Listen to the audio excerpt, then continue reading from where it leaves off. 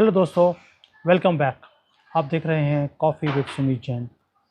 मुझे एक बड़ा ब्यूटीफुल क्वेश्चन पूछा गया कि चाइना का जो इकोनॉमिक सिस्टम है वो क्या है।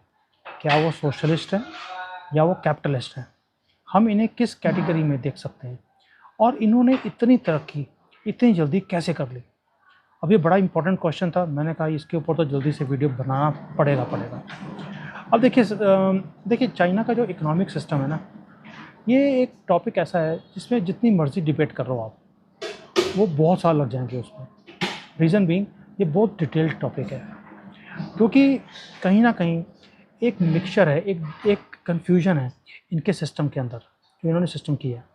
देखिए ऑफिशियली तो ये सोशलिस्ट कंट्री है, जहाँ पर एक पार्टी का रूल है, कम्युनिस्ट पार्टी का। वो पूरे कंट्री को गवर्न करती है और उनका बहुत एक स्ट्रॉन्ग एक रोल है इस कंट्री की डेवलपमेंट में, पॉलिटिकल सिस्टम में और हर चीज़ में। लेकिन दूसरी तरफ चाइना ने एक बहुत ज़्यादा मार्केट ओरिएंटेड एक रिफॉर्म्स भी करे, जो इन्होंने 30 साल पहले शुरू किए थे। और वो अगर हम उसको रिफॉर्म्स को देखते हैं तो ऐसा लगता है जैसे कैपिटलिस्ट के जो कैरेक्टरिस्टिक्स होते हैं वो इनकी पॉलिसीज़ का पार्ट है। तो एक तरफ तो एक कम्युनिज्म हमें दिखता है इनके रूलिंग जो सिस्टम है, दूसरा जो इन्होंने रिफॉर्म्स हैं वो सोशलिज्म वाले नहीं हैं, वो कैपिटलिस्ट वाले हैं, जो इन्होंने 30 साल पहले यूएसए के साथ मिलकर करे, फिर इन्होंने पूरी दुनिया के साथ मिलकर करे। ये तो हो गया हिस्टोरिकली। सो अब मैं आपको डिटेल में इनका पूरा जो इकोनॉमिक सिस्टम है वो कैसे डिफाइन होता है, कैसे सोशलिज्म है, कैपिटलिज्म है, और मैं काफ़ी एस्पेक्ट्स लूँगा आपको इसके अंदर। जो इनका इकोनॉमिक स्ट्रक्चर है उसके बारे में, गवर्नमेंट की पॉलिसीज़ के बारे में, सोशल डायनामिक्स के बारे में, हर चीज़ में कवर करने वाला हूँ, ताकि आपको चाइना का जो इनसाइड न्यूज़ है वो आपको समझ आए कि इनका स्ट्रक्चर कैसे है और इन्होंने तरक्की कैसे करी। चलिए दोस्तों, अब शुरू करते हैं। तो एक तो जो पहले हिस्टोरिकली देखते हैं कि जो इकोनॉमिक सिस्टम था इनका, वो एक एक रेवोल्यूशन था इनका। इन्होंने आहिस्ता आहिस्ता इसको इवॉल्व किया। देखिए 49 में, 48 या 49 में जो इनकी रिपब्लिक ऑफ चाइना है वो एक सोशलिस्ट कंट्री बना। जब ये कम्युनिस्ट पार्टी के रूल के अंदर आए, इन्होंने कम्युनिस्ट पार्टी बनाई और उसके बाद ये उसकी लीडरशिप के अंदर आए। फिर आया उसके बाद माओ का टाइम, जो जनरल माओ था, जिसने मार मार के इनको सीधा किया, क्योंकि ये भी निकम्मे थे, हिंदुस्तानियों की तरह काम करते नहीं थे, बस रिलीजन चाहिए था और अपना निज़ाम चाहिए था। इन्होंने मार मार के सीधे कर दिए। फिर उसके बाद जो है उस वक्त भी माओ के टाइम पर भी ये कम्प्लीटली सोशलिस्ट थे। सोशलिस्ट का मतलब होता है कि हर चीज़ कंट्री आपको प्रोवाइड करती है, आप कंट्री के लिए काम करते हो, कंट्री आपको सब कुछ देगी। तो जो हर चीज़ की ओनरशिप थी, जो कंपनियां थी, फार्म लैंड्स थे, वो सारे के सारे सेंट्रलाइज थे। सेंट्रल एक प्लानिंग होती थी और जो फार्मिंग थी वो कलेक्टिव थी। सारे लोग फार्म में काम करते थे लेकिन कलेक्टिवली, जैसे कोऑपरेटिव होती है। लैंड गवर्नमेंट ओन करती थी। तो उसके बाद क्या हुआ कि एक स्ट्रगल शुरू हो गई यहाँ पर, क्योंकि खाना मिलता नहीं था और दिन में एक बार इनको खाना मिलता था सिर्फ।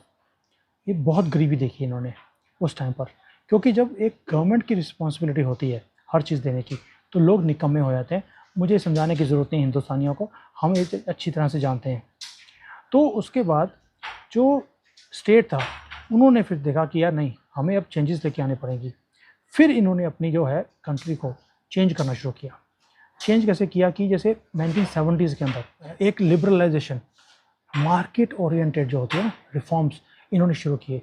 तो इनका एक प्रेसिडेंट था डेंग शाओपिंग, वो लेके आया सारे चेंजेस को, और उसको ये बोलते हैं एक चाइनीज़ का, इसको इसका नाम दिया गया है चाइनीज़ इकोनॉमिक मिरेकल। ये एक डिफाइनिंग मोमेंट था चाइना के लिए। वो उसने एलिमेंट्स लेके आया कैपिटलिज्म के एक चाइनीज़ इकोनॉमिक सिस्टम के अंदर। सोशलिस्ट तो ये पहले से थे, उसने हल्का सा तड़का, कहते हैं ना हम लोग, तड़का लगाया उसने कैपिटलिज्म का। जो स्टेट था जिसको गवर्नमेंट बोलते हैं, उसका जो है थोड़ा सा जो डायरेक्ट कंट्रोल था हर चीज़ के ऊपर, इकोनॉमी के ऊपर, वो पीछे आना शुरू हो गया और प्राइवेट सेक्टर जो था वो ग्रो करना शुरू किया। जब प्राइवेट सेक्टर ग्रो किया तो उसके साथ फॉरेन डायरेक्ट इन्वेस्टमेंट्स वो आने शुरू हो गए, बाहर से एंटरप्रेन्योर्स आने शुरू हो गए। जब बाहर से एंटरप्रेन्योर आए, उन्होंने यहाँ पर जॉइंट वेंचर्स किए, तो यहाँ के जो एंटरप्रेन्योर्स थे उन्हें भी फ़ायदा हुआ, उन्होंने भी सीखा उनसे। फिर इन्होंने जब देखा कि बाहर की कंपनीज आ रही हैं, इन्होंने स्पेशल इकोनॉमिक जोन्स वो बनाने शुरू किए ताकि जो बाहर से कैपिटल है वो यहाँ पर आए। और इन्होंने जो मार्केट, जो फ्री मार्केट जैसी होती है, कि वो वाली प्रैक्टिसेस शुरू करी जिससे कि फ्रीली लोग काम कर सकें। प्रमोट किया बिजनेसेस को, उन्हें चोर नहीं बोला कि भी आप अगर कंट्रोल गवर्नमेंट का नहीं रहेगा, प्राइवेट के हाथ में आएगा तो ये चोरी करेंगे, ऐसा नहीं किया। तो ये हो गया काम। उसके बाद फिर हम देखते हैं कि जो अगर प्राइवेट सेक्टर को इन्होंने आगे किया तो फिर जो स्टेट था उसकी भी ओनरशिप थी काफ़ी कंपनीज़ के अंदर, क्योंकि सब कुछ ही पहले गवर्नमेंट का था। सारी फर्म, सारी कंपनीज़ और सारी गवर्नमेंट ओन थी। तो इन्होंने उसका क्या किया, चाइना ने एक ब्यूटीफुल काम किया कि उन्होंने जो इतनी ज़्यादा कंपनीज़ थी जो कि गवर्नमेंट ओन थी उनको कायम रखा, उन्हें बेचा नहीं। और जो स्ट्रेटेजिक, जैसे जैसे कई ऐसे सेक्टर्स होते हैं जो कि बड़े इंपॉर्टेंट होते हैं कंट्री के लिए, जैसे कि हम कहते हैं कि एनर्जी है, टेलीकम्युनिकेशन है, ट्रांसपोर्टेशन है, ये सारे के सारे इसके अंदर गवर्नमेंट ने अपने कंट्रोल में रखे। लेकिन ओपन भी किया कि ओपन कंपटीशन आए बाहर की फर्म से, लोकल फर्म्स के साथ भी, ताकि जो गवर्नमेंट की फर्म्स हैं उन्हें ये नहीं है कि प्रोटेक्शन है कि गवर्नमेंट की फर्म है तो प्रोटेक्टेड है, उन्हें भी उतना ही कंपटीशन फेस करना पड़ेगा जितना एक प्राइवेट वाले को करना पड़ता है। तो ये चीज़ इन्होंने बहुत अच्छी करी। जो इम्पोर्टेंट इंडस्ट्रीज़ थे, ठीक है, उन्होंने रिफॉर्म्स करे, लेकिन उन्हें रेगुलेशंस के साथ, सब्सिडीज़ के साथ, एक प्लानिंग के साथ, जिसको हम स्ट्रेटेजिक प्लानिंग बोलते हैं, वो भी कायम किया, ताकि जो इनका सोशलिस्ट एलिमेंट है इकोनॉमिक सिस्टम के अंदर वो ख़त्म ना हो।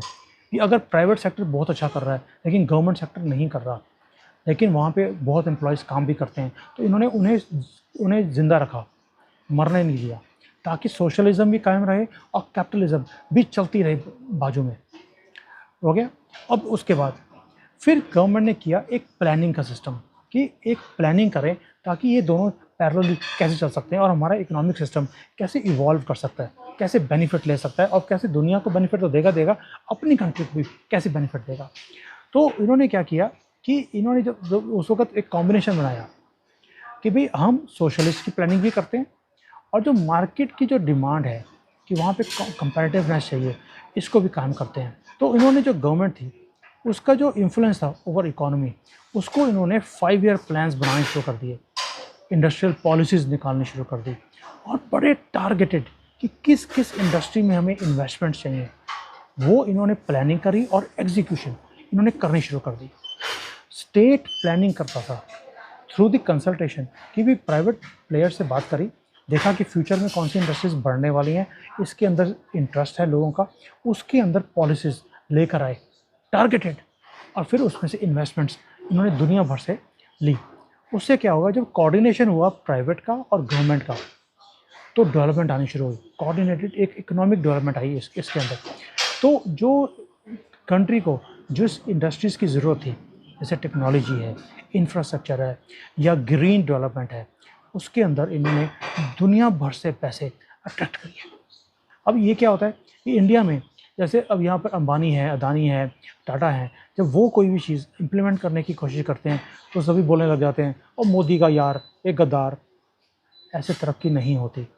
यहाँ पर इन्होंने फ्री हैंड दिया और किसी ने ये नहीं बोला कि ये गवर्नमेंट चोर है, ये प्राइवेट वालों को आगे लेके आ रही है। उन्होंने पैरेलल सिस्टम चलाया और तरक्की आप देखिए, इन्होंने दुनिया को फेल कर दिया।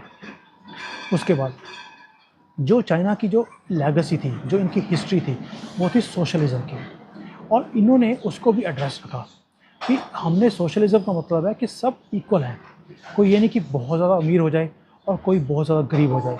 तो उसके लिए इन्होंने जो सोशल वेलफेयर के काम थे वो बहुत करे। अभी भी क्या है कि जो इनकम जिसकी बहुत ज़्यादा है उसे फोर्स करते हैं लोग कि भी आप डोनेट करें गवर्नमेंट को, जो वेरियस स्कीम्स हमने गरीबों को पढ़ाने का काम है, उनके लेवल को इंक्रीज़ करना है, या पॉवर्टी को ख़त्म करना है, ऐसे बहुत प्रोग्राम्स हैं। हेल्थ केयर के ऊपर काम है, रूरल डेवलपमेंट के ऊपर काम है। उसमें फिर ये वो फंड्स जो बड़ी बड़ी कंपनी से आते हैं वो फिर इस चीज़ों में लगाते हैं, ताकि जो सोशलिज़म है वो मरे नहीं, कैपिटलिज्म में कहीं सोशलिज़म मर ना जाए। इन्होंने वो वाले काम जारी रखे। उसके कारण क्या हुआ कि जो सोशल इक्वालिटी थी वो आनी शुरू हुई। और आपको मालूम है कि दुनिया के सबसे बड़ी एलिवेशन, मतलब कि जो पॉवर्टी था, 80 करोड़ लोग यहाँ पे पॉवर्टी के लाइन के नीचे थे, उन्हें ये बाहर ले गए। ये दुनिया का सबसे फास्टेस्ट एलिवेशन है पॉवर्टी से बाहर निकालने का। और ये सारा सोशलिज्म, जो प्रिंसिपल ऑफ सोशलिज्म है, उसको ये डिनोट करता है। दोस्तों, अगर मुझे पूछेंगे कि ये सोशलिस्ट हैं कि कैपिटलिस्ट हैं, तो चाइना का जो इकोनॉमिक सिस्टम है ना, वो बड़ा कॉम्प्लेक्स है। वो मिक्सचर है, जैसे घी में शक्कर, दोनों दूध में मिक्स किए हों। तो वो वाला सिस्टम है इनका कि सोशलिज्म भी है, कैपिटलिज्म भी है, दोनों के एलिमेंट्स हैं। जबकि गवर्नमेंट का जो कंट्रोल है स्ट्रेटेजिक इंडस्ट्रीज़ के ऊपर, वो है, लेकिन साथ में इनका जो सोशल वेलफेयर है, लॉन्ग टर्म प्लानिंग है, वो सोशलिस्ट कैरेक्टरिस्टिक्स है।